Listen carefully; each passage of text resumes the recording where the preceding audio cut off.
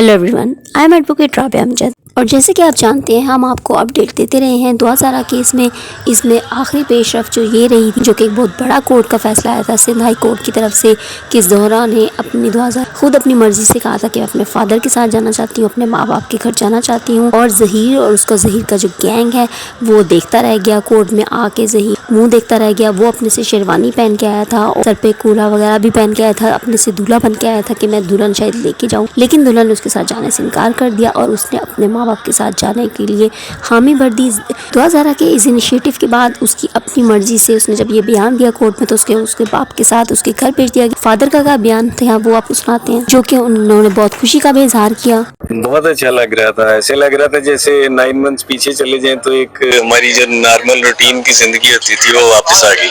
आप यकीन करें 9 महीने के बाद कल शाम को जब मैं शेल्टर हाउस से बच्ची को घर लेकर आया तो पूरा जो गली और मोहल्ला था वो वेट कर रहा था घर पे। बिल्कुल ऐसे ही था, इवन कोई फूल लेके खड़ा था, कोई यानी उनकी कोई मिठाई लेके खड़ा था।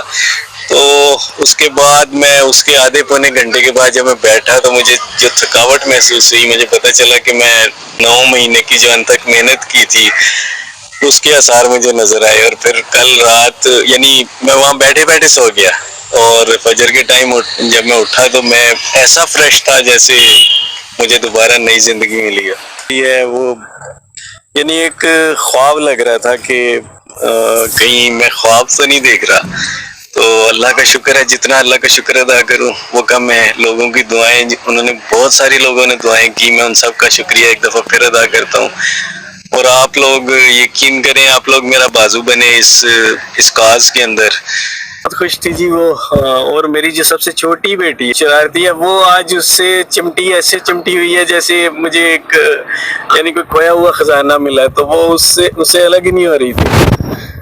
तो घर की कैफियत तो बहुत जबरदस्त में, मेरे पास अल्फाज नहीं है उनको बयान करने की।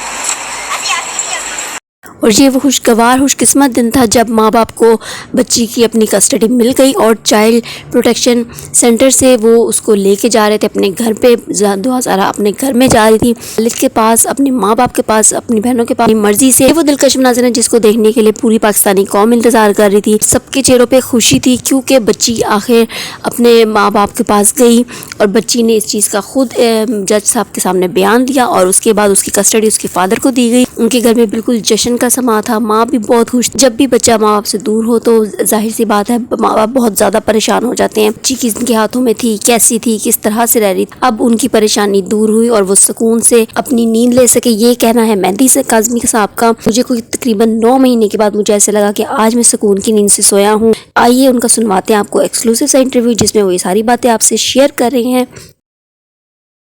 आज रिलैक्स हो में कल शाम को शेल्टर हाउस से जब हम बच्ची को लेके गए हैं 8 बजे मुझे लगा कि मैं थक गया।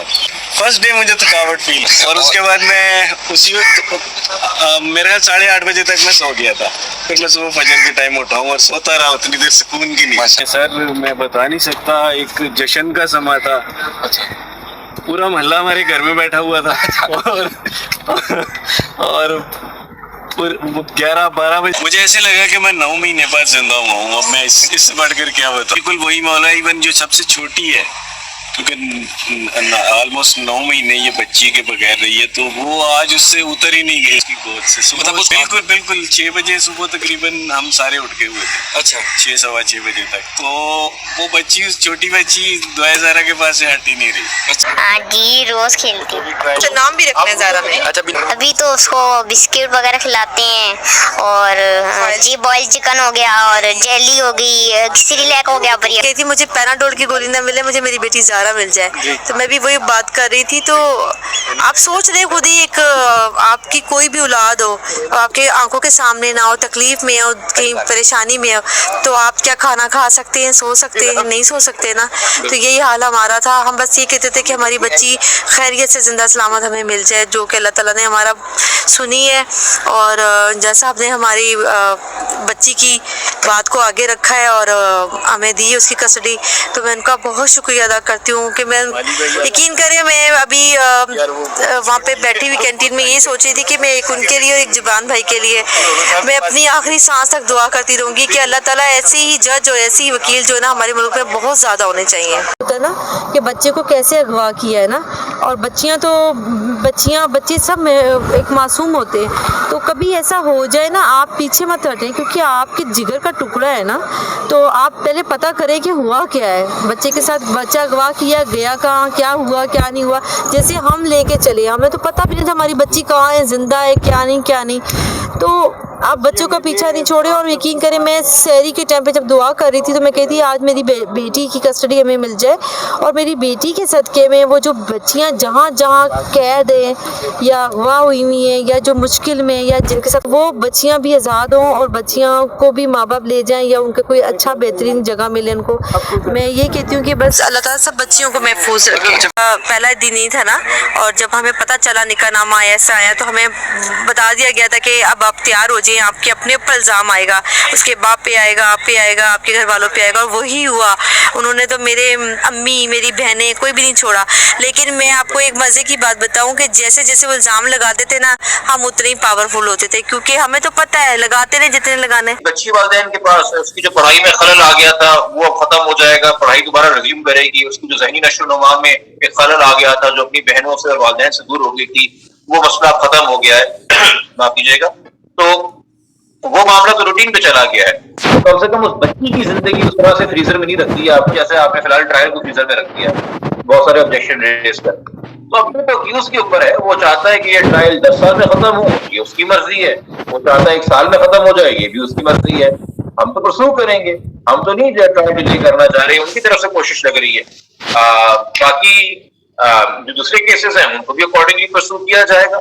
और अभी बच्ची पे किसी किस्म का मेरे ख्याल में कोई दबाव या प्रेशर तो हमारी तरफ से नहीं है।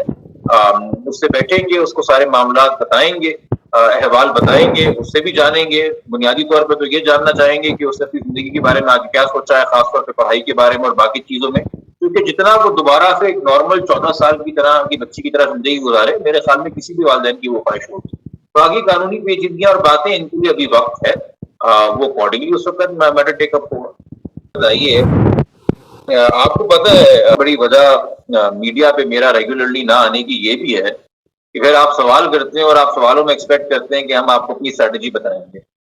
ठीक है, मतलब कि वो बेवकूफियां तो हम नहीं करेंगे जो दूसरे करते आए हैं और करते रहे हैं, ना हमें करने की जरूरत है, क्योंकि आखिर में सर मुतासर हमने जज को करना होता है और मुतमईन भी जज को करना होता है।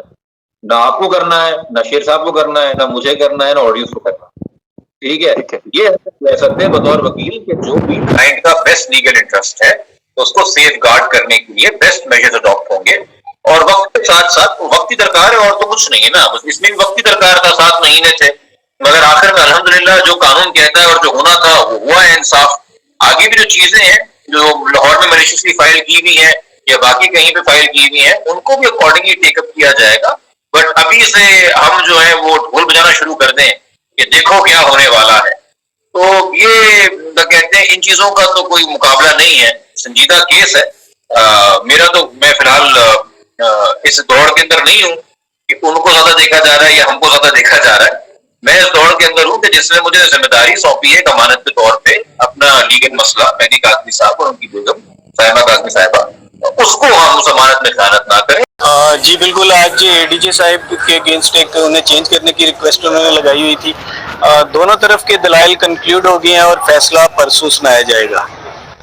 मेरे ख्याल से जज साहब जिब्रान नासिर साहब के दलाइल से मुतमईन नजर आए थे। अब फैसला तो जो वो सुनाएंगे वो देखिए वो परसों क्या फैसला सुनाते हैं। जी, जब तक यहाँ का ऑर्डर नहीं आ जाता तब तक वो डेट ही होनी थी, तो वो डेट हुई है। देखिए, ये बिल्कुल बहुत बड़ा झूठ उन्होंने बोला है, क्योंकि घर में ऐसी कोई डिवाइस ही नहीं बच्ची तक को दी गई, और घर में कोई डिवाइस ही नहीं है जिससे बच्चा रब्ता कर सके। और वैसे भी वो जितनी मुतनफ़िर है उन लोगों से, तो मेरा ख्याल है वो रब्ता अगर उसके पास डिवाइस हो भी तो वो नहीं करेगी। देखिए, मेरा तो अभी फर्स्ट फेज कंप्लीट हुआ है, अब पूरा केस अभी बाकी है। और मैं केस क्यों वापस लूँगा? बच्ची का घर आना सिर्फ एक फेज था, असल कंप्लीट तो ये तब होगा और पाकिस्तान की बच्चियां तो तब प्रोटेक्ट होंगी जब इस तरह के मुल्ज़मान को एक जो एज पर लॉ सजा है वो होगी। तो जब तक उन्हें पाकिस्तान के कानून के मुताबिक सजा नहीं होगी तो मैं तो इस मुकदमे को प्रोसीड करूंगा। मैं ना किसी दबाव में कभी आया हूँ ना आऊंगा।